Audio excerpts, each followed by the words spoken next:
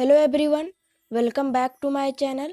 आज हम लोग क्लास 8 JCERT इंग्लिश बुक का unit 1 A the navy friend का ऑल क्वेश्चन आंसर करेंगे। तो चलिए शुरू करते हैं। तो चलिए हम लोग को कॉम्प्रिहेंशन चेक 1 से शुरू करते हैं।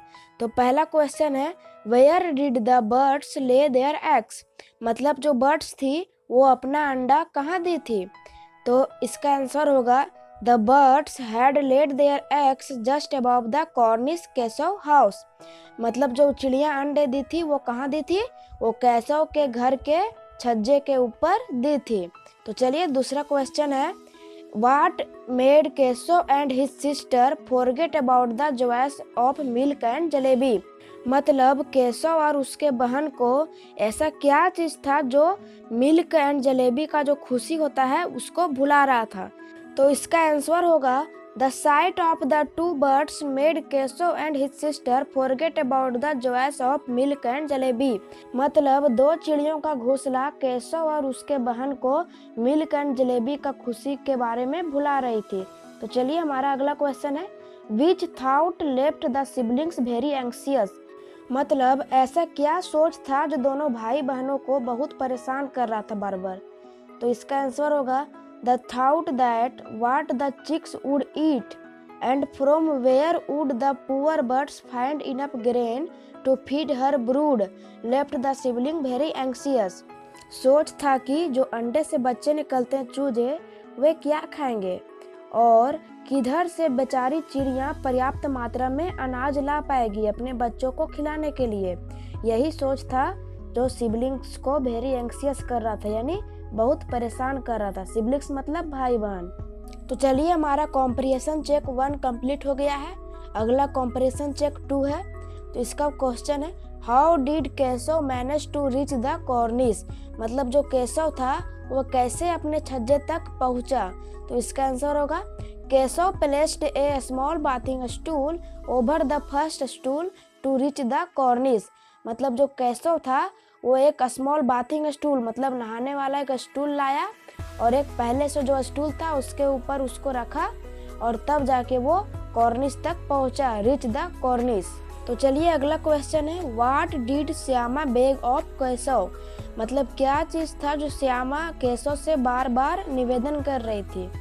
तो इसका आंसर है Shyama begged of Keshav to help her to climb up on the stool so that she could also see the eggs। मतलब श्यामा बार बार केशव से यही निवेदन कर रही थी कि वह उसकी मदद करे, उस स्टूल पर चढ़ने के लिए वह उसकी मदद करे क्योंकि श्यामा भी अंडे को देखना चाहती थी। अगला क्वेश्चन है, Why did Shyama keep quiet in front of mother। मतलब श्यामा क्यों मदर के मतलब माँ के आने पर क्यों चुपचाप हो गई थी। तो इसका आंसर है Shyama keep quiet in front of mother because she was scared that Keshav might get a beating and she was also a party to the crime. मतलब श्यामा इसीलिए माँ के आ जाने पर चुप हो गई थी क्योंकि वह डर गई थी, क्योंकि वह अगर बता दे कि केशव ने अंडे के साथ छेड़छाड़ किया है तो केशव बहुत मार खाएगा और मार खाएगा तो वह भी उसके साथ ही थी श्यामा। तो श्यामा को डर था कि अगर मैं बता दूं तो मुझे भी पिटाई होगी, इसीलिए वह चुपचाप थी। तो चलिए हम लोग कॉम्प्रिहेंशन चेक 2 भी कर लिए। तो चलिए हम लोग कॉम्प्रिहेंशन 3 के तरफ बढ़ते हैं। तो कॉम्प्रिहेंशन 3 का पहला क्वेश्चन है, what made Keshav pale and gloomy. मतलब क्या चीज था जो केशव का चेहरा पीला और वह उदास हो गया था। तो इसका आंसर है the sight of the broken eggs on the floor made Keshav pale and gloomy. मतलब जमीन पर गिरा हुआ 2 टूटे अंडों का घोंसला केशव को उदास कर दिया था। अगला क्वेश्चन है, why did Shyama feel that Keshav should be punished. मतलब श्यामा ऐसा क्यों फील की कि केशव को सजा मिलनी चाहिए।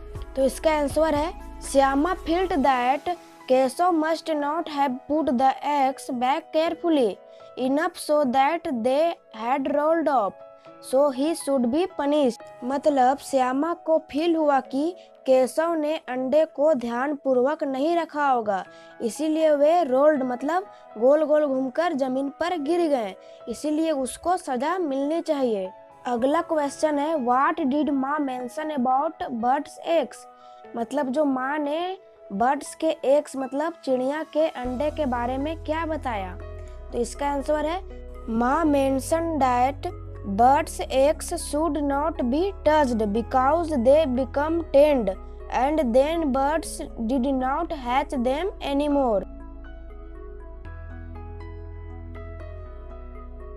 मतलब माँ ने बताया कि जो बर्ड्स के एग्स होते हैं उनको हम लोगों को टच नहीं करना चाहिए। टच करने के बाद वह खराब हो जाता है। उसके बाद उस अंडे में से एक भी चूजा बाहर नहीं निकलता है। तो यहाँ पर हम लोगों का कॉम्प्रिहेंशन चेक तीनों खत्म हो गया है। तीनों खत्म हो गया है। अब आगे है आंसर द फॉलोइंग क्वेश्चन। तो उसका पहला नंबर में क्वेश्चन है which question made Keshav and Shyama curious about the eggs.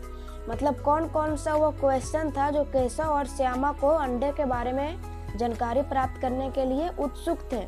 तो इसका आंसर है the question that made Keshav and Shyama curious about the eggs were how big were the eggs, what colour were they, how many, what did they eat, how would the chicks come out of them, what is the nest like. वह question है जो केशव और उसके बहन श्यामा को उत्सुक था अंडों के बारे में जानकारी प्राप्त करने के लिए।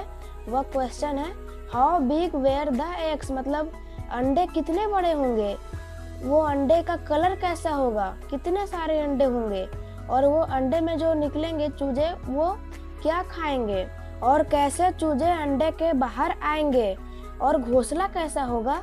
तो चलिए अगला क्वेश्चन है what 3 things did the children do to protect the eggs. मतलब वो क्या 3 चीजें थी जो बच्चों ने अंडे को सुरक्षित रखने के लिए किया था।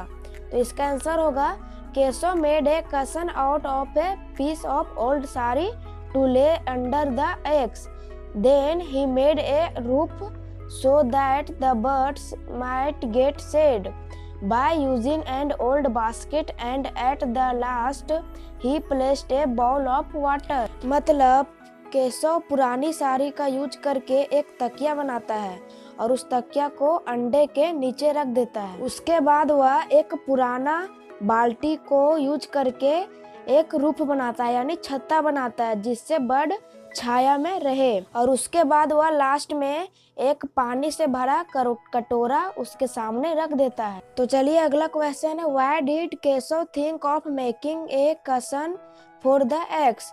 मतलब केशव क्यों सोचता है कि अंडों के लिए एक तकिए जैसा कुछ बनाया जाए।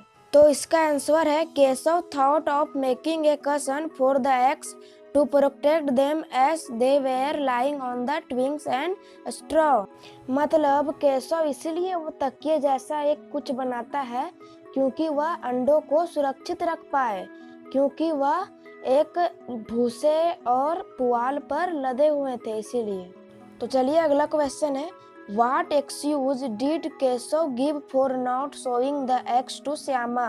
मतलब क्या चीज था जो केशव श्यामा को अंडे को नहीं दिखा रहा था। तो इसका आंसर है Keshav said that if Shyama would fall from the stool Ma would beat him and make chutney out of them. मतलब केशव कहता है कि अगर श्यामा इस स्टूल पर चढ़ेगी तो वह गिर जाएगी, फिर माँ उसको बहुत मारेगी और उसका चटनी बना देगी मार मार के। तो चलिए आंसर द फॉलोइंग क्वेश्चन का सबसे लास्ट क्वेश्चन है compare the feelings of Keshav eight the beginning and the end of story. मतलब हमको कंपेयर करना है केशव का शुरुआत का फीलिंग और सबसे मतलब स्टोरी का सबसे लास्ट का फीलिंग को हमको कंपेयर करना है।